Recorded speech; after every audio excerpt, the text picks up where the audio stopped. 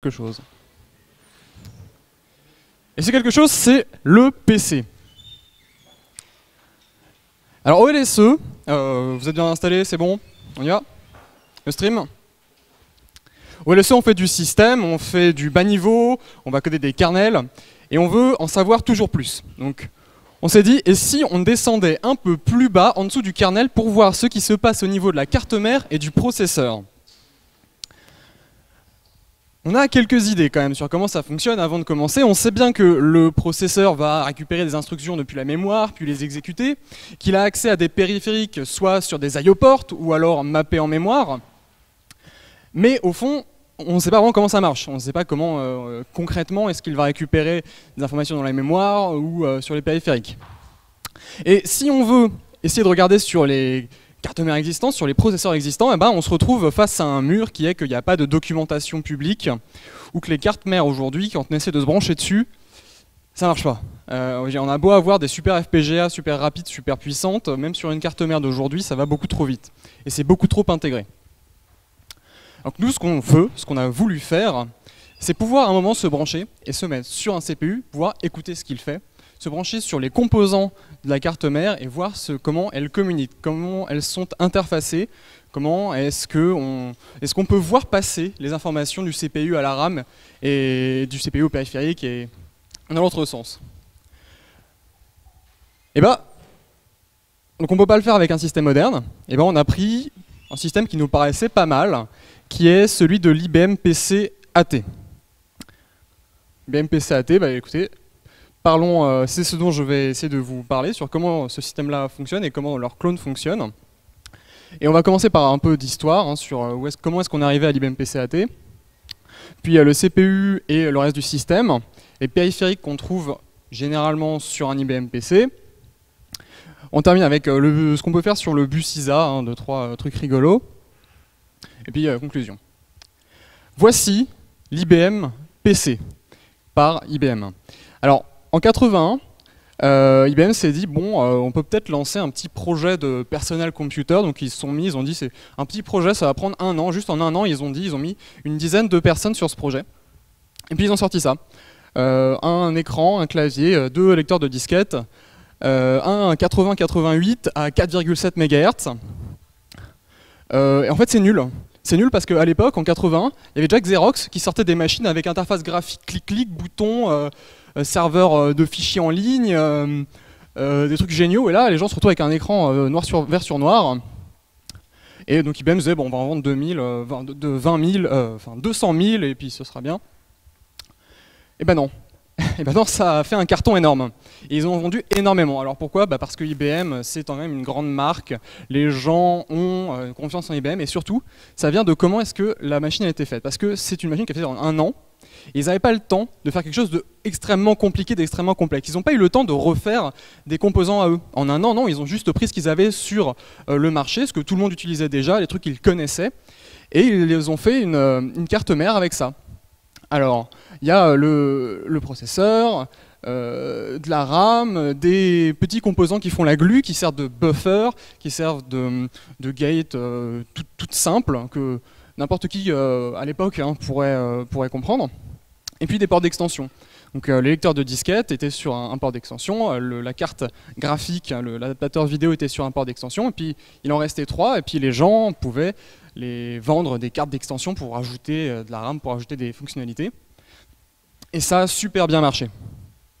Alors quelques années plus tard, ils sortent l'IBM PC XT, donc en voyant qu'il y a de la demande énorme pour ce genre de machine, toujours aussi simple, toujours plein de composants très simples.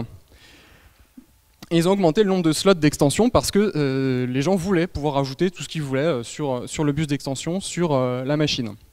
Alors comme on peut voir, à l'époque, on pouvait toujours patcher si jamais il y avait des problèmes. Et là, je reviens sur la carte mère de l'IBM PC, il y a des emplacements libres, celui-ci et celui-là. Il n'y a rien qui est connecté dessus, juste la puissance.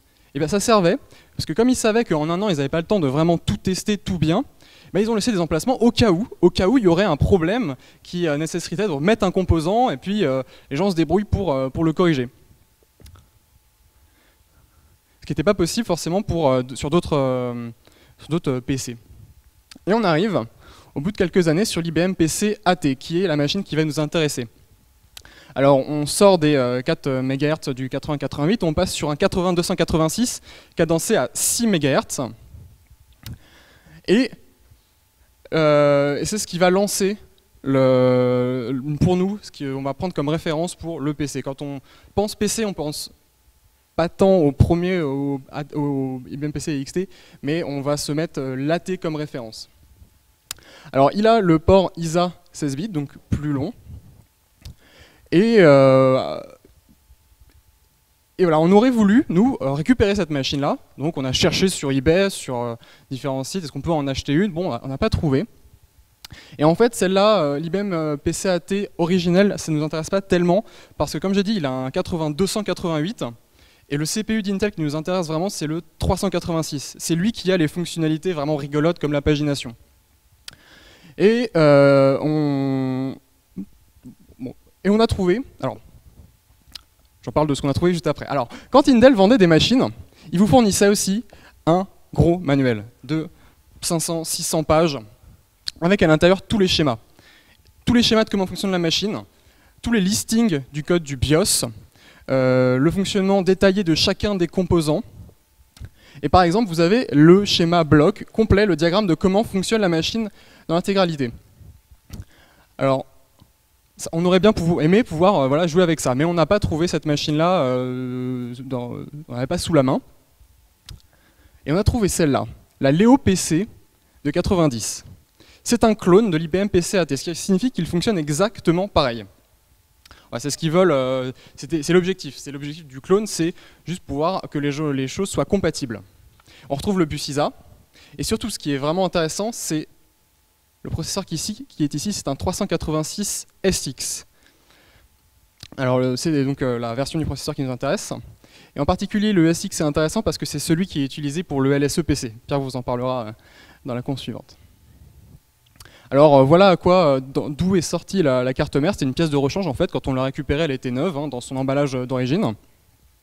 Et c'était dans cette petite machine là qui coûtait, si on prend en compte l'inflation, environ 6 000 € d'aujourd'hui. Et qui avait juste un écran, un disque d'une capacité énorme de 80 mégaoctets et DOS 3.3. Et dans le manuel que l'on récupère, enfin, qu'on a eu avec la carte mère, que voici, ben on a ce petit schéma-là. Et il est équivalent à celui que je vous ai montré juste avant sur l'IBM PC AT. Ce qui s'est passé, c'est qu'en 90, et avec la popularité des IBM PC, il y a des compagnies qui se sont dit bah, on va réduire les coûts. Et donc tous les composants classiques, normaux, qui faisaient la glue entre le CPU et les périphériques, ils les ont condensés dans des puces qui faisaient tout. Qui sont les 4 que l'on va voir là, plus le système de génération de la clock. Alors, c'est pas aussi détaillé que ce qu'on aurait pu avoir sur l'IBM PC AT d'origine, mais c'est déjà pas mal. Quand on a ça, on est quand même heureux, on peut quand même se prober et venir voir ce qui se passe sur chacun de types de bus. Alors ce qu'on voit déjà sur ce schéma, on peut commencer à essayer de comprendre ici, c'est qu'on a le processeur, le coprocesseur à gauche, des chips d'interfaçage au milieu, et à droite, les périphériques. Donc il y a bien une séparation entre les signaux qui viennent du processeur coprocesseur et les signaux qui vont au périphérique. Alors chose rigolote aussi, donc on est en 90, c'est une carte mère qui a été faite par des Taïwanais, et donc ce schéma a plein d'erreurs.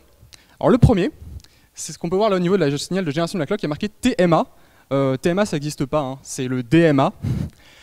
Contrôle, ça prend pas 2 L en fait, je pense qu'il voulait dire contrôleur, mais ça a dû être coupé, donc contrôle, non, ça ne prend qu'un L. Alors ça c'est un détail. Le keyboard control 8742, si on regarde très précisément sur la carte mère, ce n'est pas un 8742 mais un 8242. Merci d'avoir essayé. Alors, donc on va dire qu'on va donc regarder le processeur, le 80-386 SX, comment est-ce qu'il s'interface avec tout le système. Donc dans la suite vous allez voir des schémas avec des tailles de bus, des adresses, tout ça c'est en pensant au 80-386 SX. Le voilà, il est beau, il est vraiment, vraiment super. Il a l'air simple à souder, tout ça, enfin, génial. Un microprocesseur, c'est quoi, en vrai? Bah, c'est une puce, que je viens de vous montrer, avec des bus. Les trois qui nous intéressent le plus, c'est le bus de contrôle, qui permet d'indiquer au microprocesseur s'il veut faire une lecture, une écriture, si c'est sur 8 bits, 16 bits. Il y a le bus d'adresse, qui est quelle adresse sur laquelle il veut opérer. Et puis le bus de données, qui est un bus bidirectionnel qui permet de dire qu'est-ce que je vais écrire, ou quand on lit sur un périphérique, le périphérique nous met sur le bus de données la valeur qu'il a. Et puis il y en a un troisième petit où on va mettre tout le reste. Par exemple, le signal d'interruption, le signal des interruptions non masquables, etc. Tout ce qui reste. Hein. On ne va pas trop s'y intéresser parce que déjà ces trois-là, c'est déjà pas mal. Alors ensuite, le microprocesseur et ses bus sont reliés au périphérique. Et donc chaque périphérique, dans un système aussi simple que celui-là, sont tous sur les mêmes bus. Donc quand une adresse est mise sur le bus d'adresse, tous les périphériques vont voir cette même adresse. Parlons du bus d'adresse, voilà, on le représente comme ça. Sur le 386SX, il y a 24 fils. On les groupe par 4, ça fait une représentation hexa. On regroupe toute la représentation hexa et on obtient une adresse. Ici, B1000. Avec chaque fil pouvant être soit 0 ou 1. Bon, je pense que c'est acquis pour tout le monde, ça. Le 386SX a deux adresses space. Et donc sur le signal de contrôle, on a un fil qui indique si l'on veut une adresse sur le bus de mémoire, sur l'adresse space mémoire, ou sur l'adresse space des IO. Donc quand ce fil est à 1, ça veut dire que l'adresse correspond à une adresse mémoire, et quand le fil est à 0, ça signifie que c'est une adresse dans les IO. Alors bon, voilà, 16 mégaoctets d'adresse space mémoire. On est bien loin des 64 Tera qu'on peut imaginer aujourd'hui. Donc, comme j'ai dit, le bus d'adresse est commun à tous les devices. Et tous les devices reçoivent la même adresse au même moment. Comment ça marche concrètement, ça? En fait, pour chaque device, il y a un petit composant en aval qui s'appelle l'adresse décodeur. De base, tous les périphériques sont passifs sur le système, et même si l'adresse correspond, ils ne vont rien faire. Pour que le périphérique soit actif, il faut qu'il soit chip selecté, donc le signal qui est là. Et lorsque le microprocesseur place une adresse sur le bus d'adresse, tous les adresses décodeurs la regardent.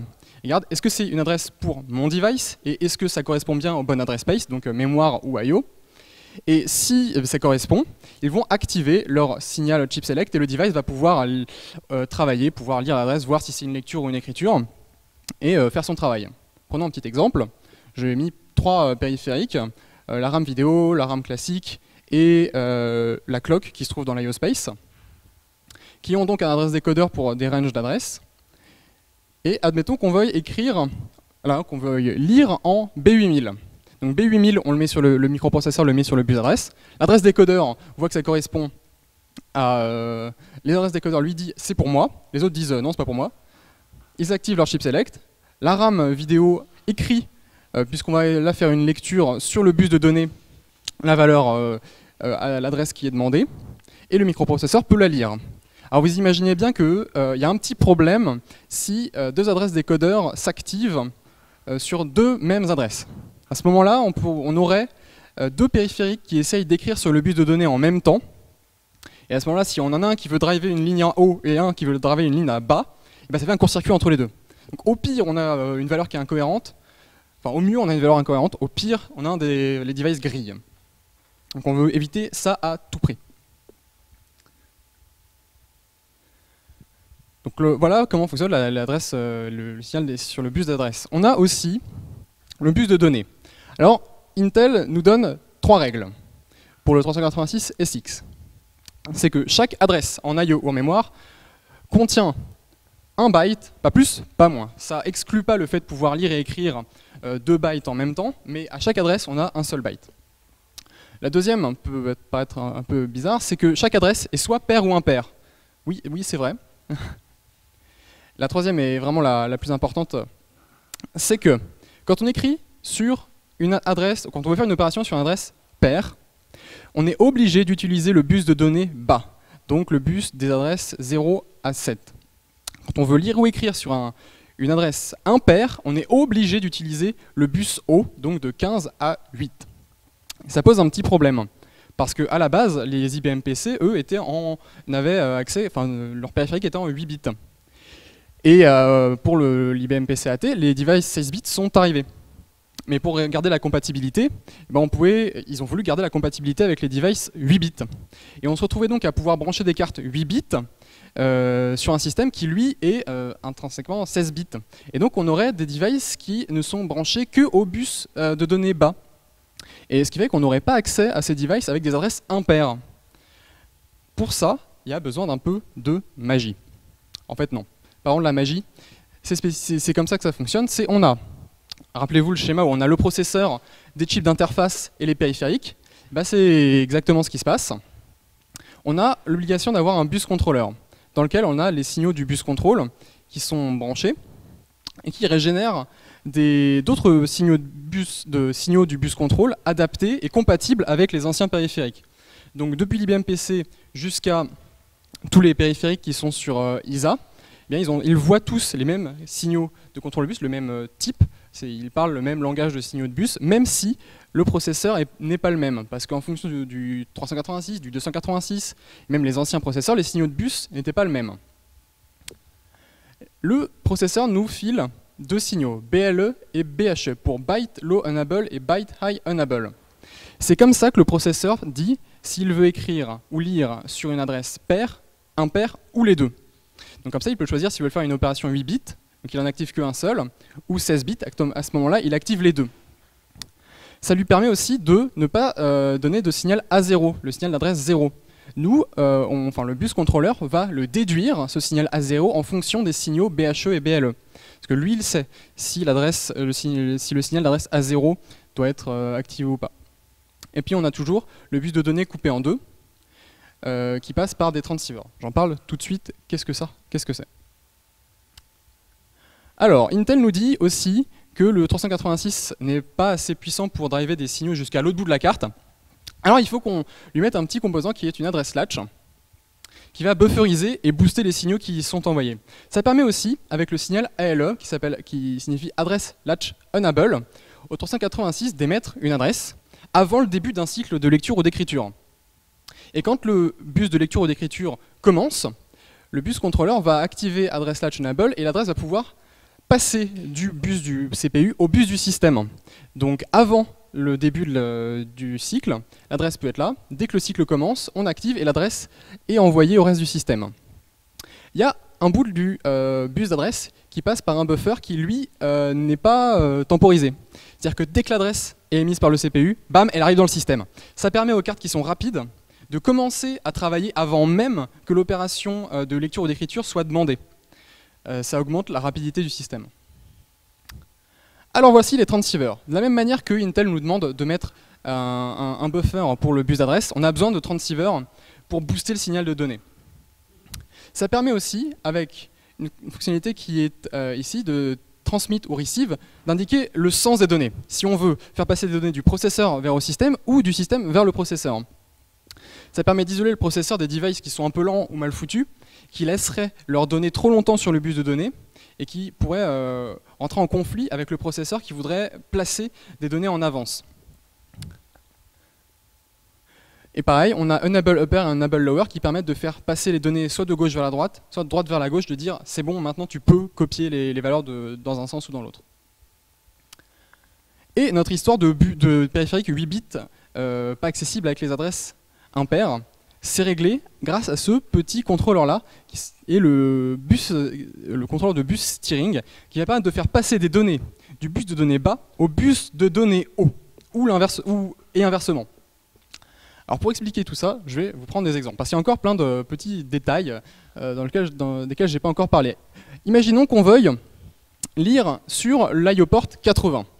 Alors le processeur place 80 sur son bus d'adresse. Parfait. Il demande sur le bus de contrôle IO read.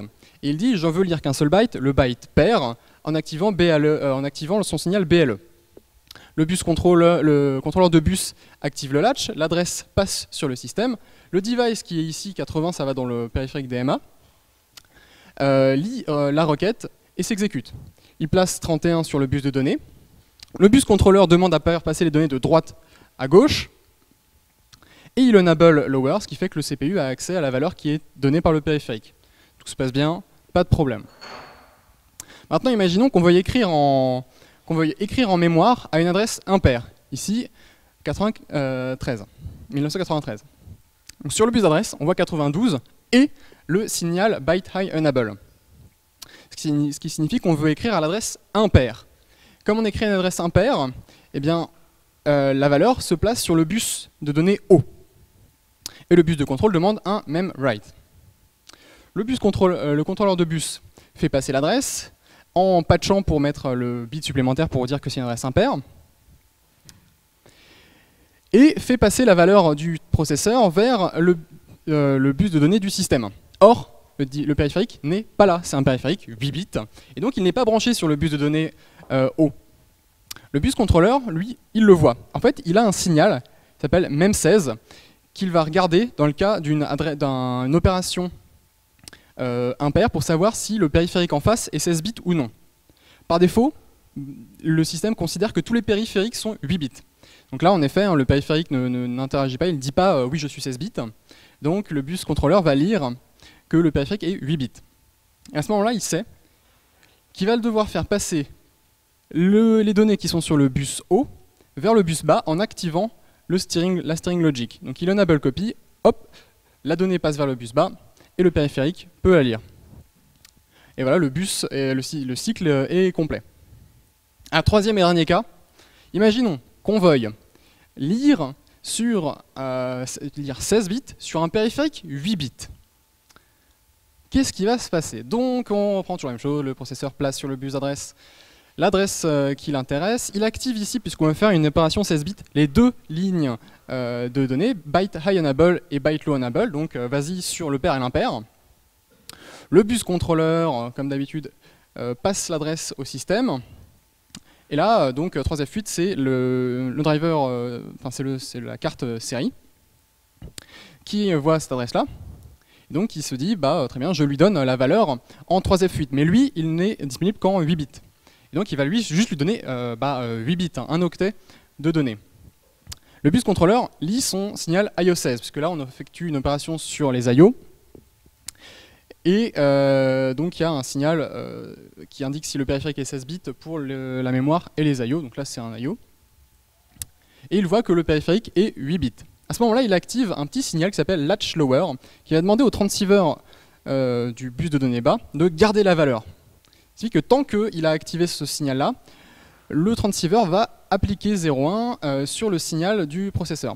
Et là, ce que va faire le bus contrôleur, c'est génial, il va relancer un cycle. Il va relancer un cycle de lecture en touillant l'adresse à donner au périphérique. Donc là, il force le bit de poids faible à 1 pour dire bah, c'est bon, maintenant je vais lire en une adresse impair. Le périphérique voit une adresse impair, bah, lui, il est 8 bits, ça pourrait être pair ou impair, il s'en fiche. Il écrit encore la valeur.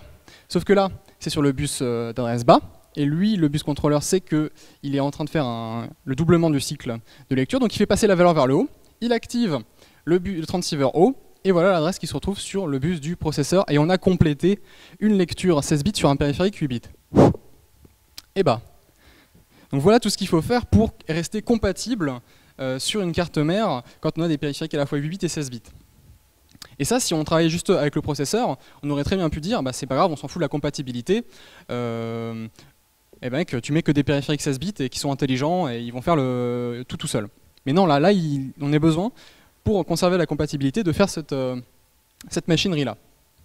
Alors, vous avez bien vu que le processeur a attendu 2 fois plus, parce qu'il y a eu 2 opérations de lecture ou d'écriture. Bah, c'est qu'il y a un petit composant qui va dire au processeur « Attends, j'ai pas fini », en n'activant pas le signal ready. Et de base, en fait, si on n'indique rien, si le périphérique ne dit rien au bus contrôleur, à cette partie-là, eh ben, y a des valeurs prédéfinies qui vont dire, dans le cas d'une lecture ou d'une écriture sur un bus 8 bits, on va attendre 4 cycles. Sauf si le périphérique, lui, choisit volontairement de forcer soit l'élongation, soit le raccourcissement du nombre de temps d'attente. Donc il peut dire, dès le premier cycle, bah c'est bon, moi j'ai fini, t'as pas besoin d'attendre, vas-y, balance le ready. Tout est bon. Et c'est entre autres l'utilité, vous savez, des signaux d'adresse haut qui ne sont pas bufferisés, qui sont envoyés directement au système. Comme ça, les systèmes peuvent réagir en avance. Voilà un chronogramme un peu plus légèrement détaillé sur comment ça fonctionne. Là, dans ce cas-là, ready est activé au bout du deuxième temps du temps de données. Là, il n'est pas activé, donc le processeur va attendre un cycle de plus, et le cycle suivant, ready, est activé, et il termine son cycle. Alors Pierre vous parlera dans la conférence suivante exactement comment ça se passe, tout ça. Donc je ne m'étale pas plus dessus. Voilà, il vous en parlera. Les périphériques et tout ce qu'on trouve sur les IBM PC. Alors il y en a beaucoup. Et on en retrouve certains aujourd'hui, mais pas tous. Ça fait partie de l'héritage de l'IBM PC. Et donc ce qu'on conserve, c'est tout ce qui est memory mapping. C'est qu'est-ce qui se trouve à cet endroit, à cette adresse-là dans la mémoire. C'est qu'est-ce qui se trouve à cette adresse-là dans les IO ports. À quoi correspond telle interruption, comment est câblé les contrôleurs d'interruption, etc. Et également comment fonctionne le BIOS. Alors qu'est-ce que c'est le BIOS? Ce sont ces puces-là. Et on les voit en double sur la carte. Parce qu'il y en a une pour le bus d'adresse bas et une pour le bus d'adresse haut. Donc les deux sont branchés sur le même bus d'adresse, et les deux. Et ensuite le bus de données est bien découpé comme on le voit sur le processeur. Et il y en a un, le bus de données bas qui va sur celui de gauche, et le bus de données haut va sur celui de droite. Donc comme ça, quand il place l'adresse sur son bus, les deux chips de ROM pour le BIOS se font activer, et elles mettent toutes les deux leurs valeurs, et ça marche comme ça, on n'a pas besoin d'attendre 2 cycles pour faire l'opération. Ah, le mode turbo. On pouvait voir sur les cartes, par exemple sur celle-là, il y a un mode turbo. Alors, c'est pas exactement le fait d'aller plus vite. En réalité, ce qu'on voulait quand on mettait le mode turbo, c'est ralentir. Parce que dans les cartes les plus récentes, les processeurs étaient plus performants et les horloges étaient plus rapides. Sauf que ce que voulaient les gens, c'est jouer à des jeux. Et les jeux, souvent, ils étaient faits pour l'IBM PC, le vieux, celui qui tournait à 4 MHz ou 6 MHz. Sauf que les jeux sur des processeurs à 20, à 24 MHz, ça va beaucoup trop vite, quand le jeu est mal foutu. Et donc les gens, quand ils voulaient jouer à un jeu un peu vieux, ils décochaient le bouton turbo, et donc ça mettait la carte dans un mode plus lent, avec les fréquences compatibles IBM PC originelles, pour pouvoir jouer à des jeux avec un bon framerate. Troisième sous-système de l'IBM PC, le 8042. Alors ici, comme je dis, c'est un 8242, c'est exactement la même idée. C'est un microcontrôleur, parce que oui, sur le 80286 ou 386 ou même les processeurs x86 Intel, il n'y a pas de GPIO. Donc on ne peut pas juste dire, tiens, ce fil-là, mets-le-moi à 1, active-le-moi ou éteins-le-moi. Donc les concepteurs de l'IBM PC ont mis un petit microcontrôleur à côté, un petit, il est quand même assez puissant, pour faire ce genre d'opération. Et donc de base, on dit le 8042, c'est le contrôleur du clavier. Parce que oui, c'est vrai, c'est ça qui fait en particulier. Donc quand on branche un clavier, la ligne de série va au 8042, et on peut communiquer avec lui sur les IO ports 60 et 64. On peut lire donc la touche qui est activée, l'état du clavier, etc. Il est aussi branché avec une GPIO au contrôleur des interruptions, qui lui-même est relié au 386. Donc jusqu'ici c'est bon. Mais ils se sont dit, c'est cool, on a un microcontrôleur, on peut faire plein de choses avec. Et là, ils ont fait plein de choses avec. Par exemple, ils ont câblé un des GPIO du 8042 sur la pin de reset du CPU. Et donc comme ça, dans un bout de code dans le système, on pouvait juste demander à reset le CPU. À quoi ça servait? Et encore des histoires de compatibilité. C'est qu'avant le 386, quand on voulait passer du mode protégé au mode réel, donc redescendre en mode réel, on ne pouvait pas le faire sans redémarrer, sans reset le CPU. Et donc, ils étaient obligés de mettre ce bit-là à 1 pour pouvoir reset le CPU. Et vu que la compatibilité doit rester, cette fonctionnalité existe encore. Toujours tant qu'on est avec des GPIO, on peut aussi décider de activer ou désactiver la sortie le speaker, donc le petit bip. Et si vous regardez dans le module noyau de Linux, PC SPKR, PC Speaker, c'est de lui dont on parle, c'est exactement cet IO port là et ce bit là qui est utilisé pour activer ou désactiver le PC Speaker. En fait, quand vous enlevez ce module parce que c'est un peu relou, en fait vous activez le fait de lancer d'utiliser cet IO port là. Alors on peut lire dans la doc sur les systèmes même PC que le timer 2 peut être utilisé pour faire des sons heureux ou sad dans les cas en fonction de l'occasion. C'est mignon. Et dernière, que je vais expliquer, fonctionnalité du 8042, c'est la gestion du bit 21 du bus d'adresse. Qu'est-ce que c'est que ces bêtises? Donc en fonction de la valeur de cet IO port là, de ce bit là, on a ou pas le pin A20 qui est en fonctionnement ou pas. Qu'est-ce que c'est que ce truc là? Eh bien, dans le 88, donc le processeur original de l'IBM PC, on n'avait que 20 fils d'adresse. Et autre chose à savoir, changer de segment, ça prenait du temps. Donc on évitait au maximum de changer de segment. Et donc les développeurs de d'IBM PC mettaient leurs données en haut de l'adresse space, et ils avaient quand même envie d'accéder en bas de l'adresse space. Parce qu'en bas de l'adresse space, il y a des informations intéressantes, comme la configuration du système, telle que le BIOS nous le donne, qui est à cet endroit-là. Et ce qui se passe, c'est qu'en mettant le data segment à cette valeur-là, donc quasiment en haut de l'adresse space, et en utilisant la segmentation 16 bits, qui consiste à faire juste une addition, on pouvait se débrouiller en faisant overflow l'adresse qui a été générée à retomber en bas de l'adresse space. Donc quand je place par exemple l'EDS à cette valeur-là et que je déréférence 20, l'addition fait que je tombe à 10, donc bien dans le bas de l'adresse space. Mais arrive le 286 avec ses 24 fils d'adresse, et donc accès à plus de RAM. Donc en fait, on voulait pareil, on voulait aller au-dessus de l'adresse space théorique, donc du méga théorique. Et ben on va utiliser la même technique. On va faire overflow l'adresse pour tomber donc sur le bit A1 ici qui nous permet d'accéder à 4096 octets de plus en touillant sur le système de segmentation en mode 16 bits. Ce qui évite de passer en mode protégé. Donc là en mode protégé on a accès normalement à ces valeurs-là, mais rester en mode 16 bits et y avoir quand même accès. Et donc c'est pour ça qu'en fonction de la compatibilité IBM PC, donc 20 bits d'adresse ou 24 bits, on peut choisir ou non d'activer le fait que ce bit-là puisse overflow. D'où le gate, le contrôle de la valeur de ce bit-là, disponible depuis le 8042. Voilà. C'était les quelques exemples des périphériques qu'on pouvait trouver sur IBM PC. Alors je trouve qu'il y en a plein d'autres. Et que l'I8042 a d'autres fonctionnalités encore que je ne vous ai pas montrées. Et maintenant donc, le bus ISA. C'est là que je me suis un peu amusé. Bus ISA c'est quoi? C'est le bus le plus bête du monde. Donc, tous les exemples continuent de fonctionner. Le bus ISA c'est quoi? C'est juste le fait de pouvoir mettre un périphérique sur le bus système, donc ce dont je parle depuis le début, dynamiquement, pouvoir le brancher. Il n'y a pas plus d'intelligence que ça. Donc c'est pas énumérable. On ne peut pas demander est-ce que tel périphérique est là. Ce qui va se passer, c'est que juste quand le système va vouloir faire une opération sur ce périphérique, il va envoyer une demande d'écriture. Si le périphérique est branché, donc si on a mis la carte vidéo, c'est bon, ça va passer. Mais si la carte vidéo n'est pas là, personne ne va répondre. Il n'y a aucun périphérique qui va effectuer l'opération.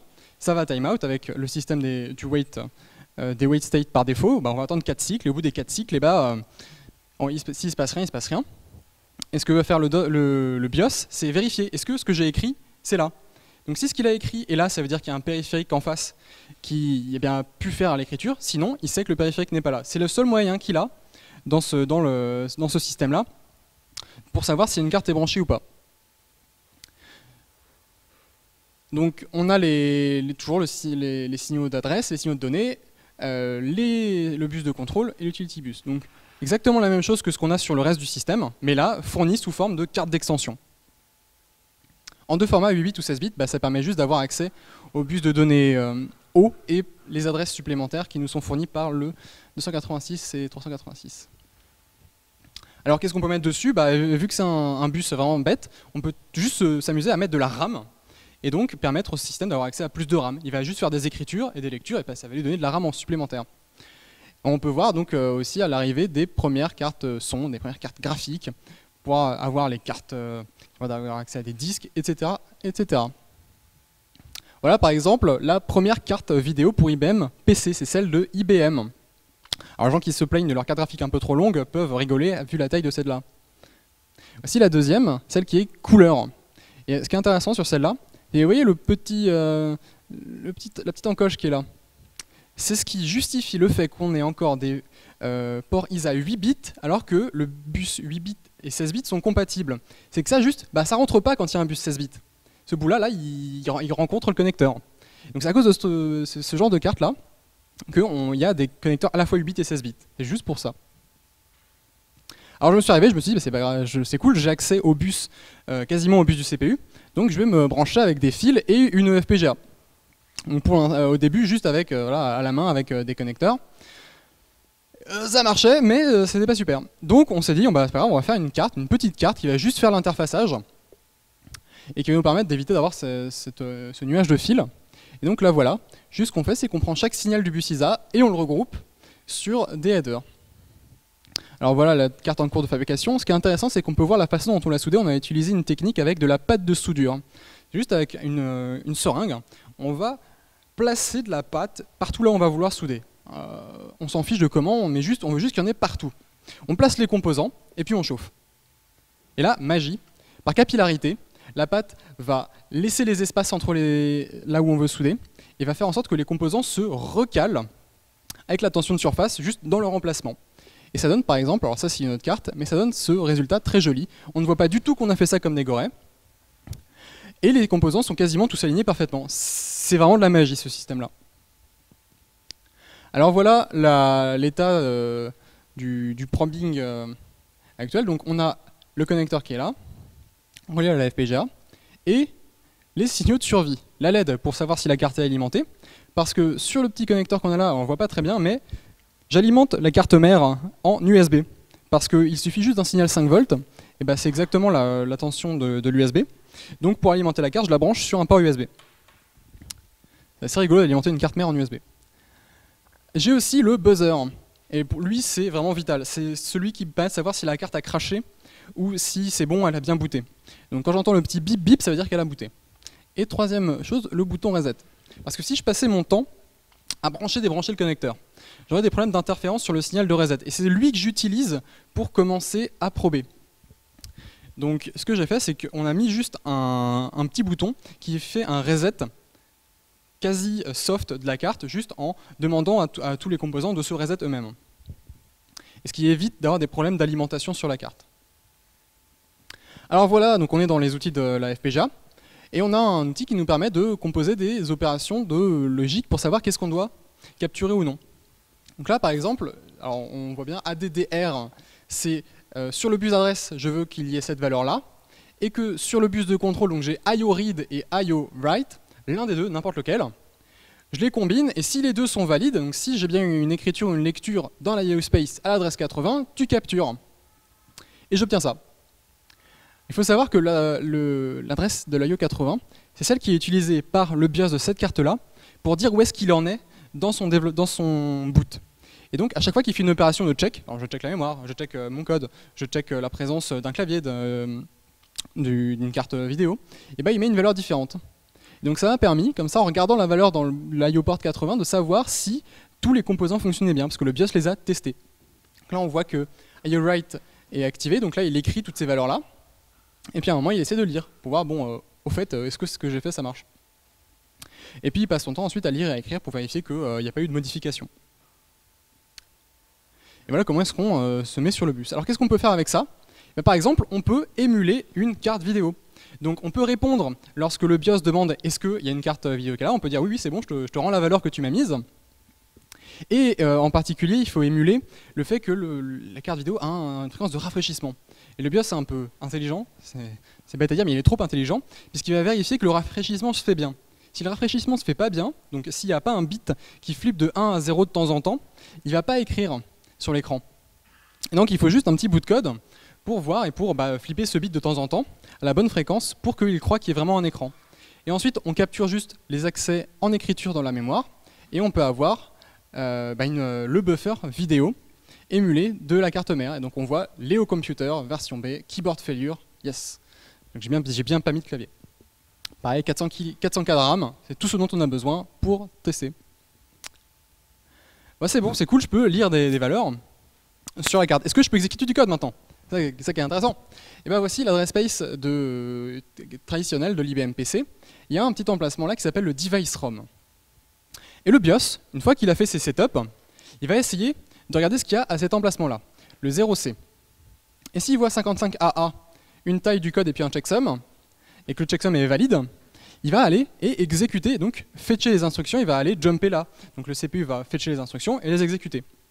Donc voilà le petit bout de code d'assembleur, tout ce dont on a besoin pour générer ça. Il faut juste un petit helper à côté pour générer le checksum, mais on a juste besoin de ça. Et ici, donc, j'ai fait mon test et j'ai out sur le port 81B. Et donc, avec le système de probing juste avant, je pouvais voir B d'afficher sur l'aéroport 80. Alors ensuite, par exemple, qu'est-ce qu'on peut faire de plus rigolo que ça? On peut mettre ça, qui va consister à aller lire le code du BIOS, l'écrire dans le buffer vidéo que j'ai utilisé que j'utilise juste parce que j'ai un buffer vidéo qui traîne, et je peux juste ne pas mettre de la vidéo dedans, mais juste mettre le code du BIOS. Donc c'est là qu'on voit que x86 c'est quand même un ISA rigolo, c'est que avec tout ça on va copier 4096 bytes depuis le code du BIOS vers le code de la vidéo, en quelques lignes d'assembleur. Et voilà, donc on peut voir que le BIOS commence par un long jump. Alors Pierre vous parlera de ce qui se passe au premier cycle d'instruction, et c'est exactement ce qu'on voit sur le BIOS de la carte mère ici.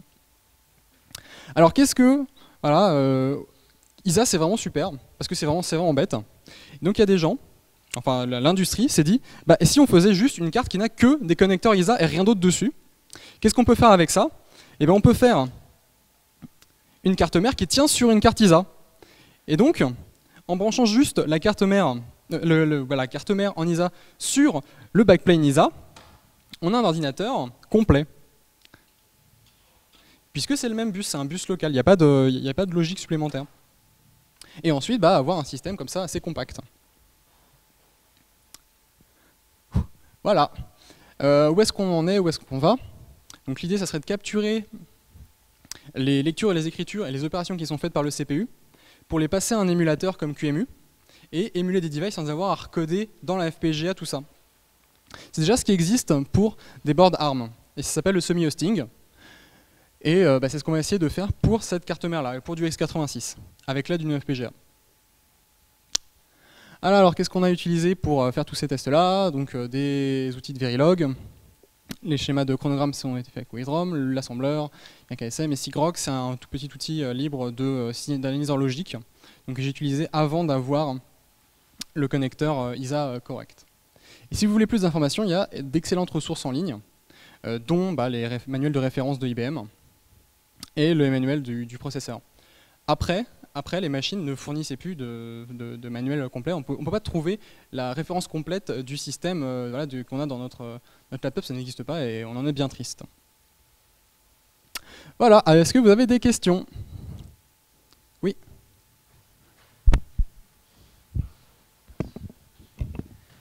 Tout à l'heure, quand tu parlais du turbo, les jeux qui étaient développés, enfin, tu as donné un exemple avec les jeux, les calculs, ils n'étaient pas faits relativement à du temps plutôt qu'à des cycles CPU. Enfin, pour moi, ça, la vitesse de la... Non. Okay. Tu tassais ton bon nombre de NOP ou d'opérations que tu timais, et ça correspondait à ça, et tu disais, pour telle opération, j'aurais passé tant de temps, donc je sais que si j'attends tant, je vais avoir une frame qui va faire le bon temps.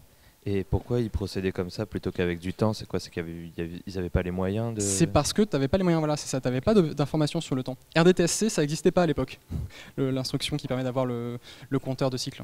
D'accord, ok, merci.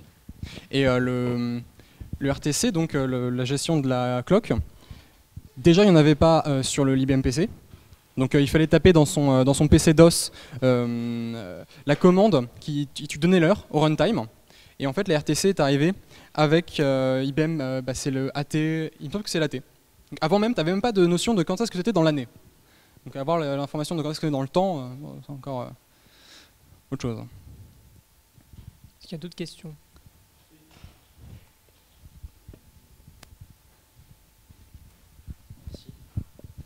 Alors plutôt, est-ce qu'il y a moyen de faire un accès 16 bits non aligné? Oui, en fait, ce qui va se passer, c'est qu'il va faire la première totalement possible, sauf qu'il va le faire en 2 cycles. Donc une fois en haut et une fois en bas, dans cet ordre-là. Voilà. Aligner toujours vos données. Pensez à ça, pensez au nombre de cycles effectués. Enfin, entre autres, voilà. Une raison de plus d'aligner ces données. Voilà. Alors l'atomicité, c'est Pierre qui va en parler, hein, de comment est-ce qu'on fait de l'atomique avec un CPU 386. Autre question? Non? Alors moi j'ai une question très importante. Comment ça marche les flottants sur l'IBM PC? Alors, slide 84, eh bien en fait il y a un petit composant supplémentaire qui est optionnel. Donc on a la chance d'avoir sur la carte qu'on a achetée, qui est le 387. Et en fait, dans l'instruction de set de x86, il y a des instructions normales qui s'appellent les instructions du x87. Et lorsque le 386 en exécute une, bah lui il ne sait pas faire les opérations de maths, donc il va communiquer avec le 387 sur des IO ports et lui dire écoute, l'utilisateur me demande de faire cette multiplication flottante un peu tricky, je te donne les informations, fais-le, dis-moi quand tu as fini. Donc le 387 ne fait pas d'opération lui mémoire, il demande pareil au 386 écoute, j'aurais besoin d'accéder je sais pas, à une valeur ailleurs, et donc le 387 dit fais-moi une opération mémoire, le 386 fait l'opération mémoire et il lui donne via les IO ports. Chose rigolote, ça c'est bien pour le 386, mais c'est pas dans l'IO space. En fait, c'est juste qu'ils ont triqué sur le bus d'adresse pour utiliser le bus d'adresse comme un chip select. Donc il n'y a pas d'adresse décodeur pour le 387, c'est juste un des fils du bus d'adresse qui passe directement au 387 pour le chip sélecté. Mais on est en dehors des 64K d'IO space.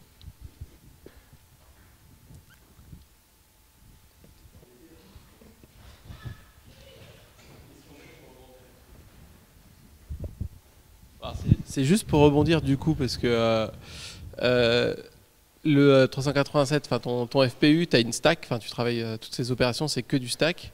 Ça veut dire que il refait des IO ports vers la mémoire pour accéder à sa stack. En fait, voilà, il peut dire au 386, écoute, j'aurais besoin d'accéder à de la mémoire, s'il te plaît. Et donc le 386 va le faire à sa place. Et ça stack aussi, du coup. Je sais pas si la stack il l'a en interne ou s'il a besoin d'aller chercher sur la mémoire. Je sais pas ça. J'ai pas eu le temps de tester les flottants sur cette carte-là. Ça explique pourquoi c'est lent. Ouais. Sachant qu'après, vu que ça fait partie de l'ISA, pour le 386DX, le FPU était intégré directement.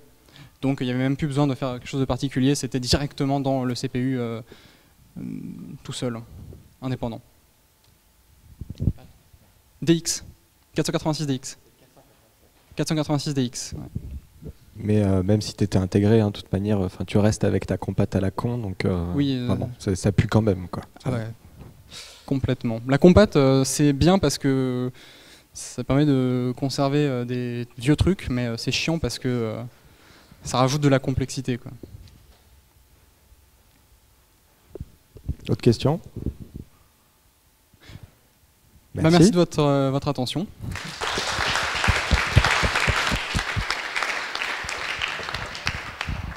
On va faire une pause, même si on est en retard, histoire de digérer un peu ça et d'être prêt, à peu près frais pour la suite, parce que ça va être encore pire. Voilà. Donc dans 10 à peu près, globalement. Enfin, 10 minutes, tu vois.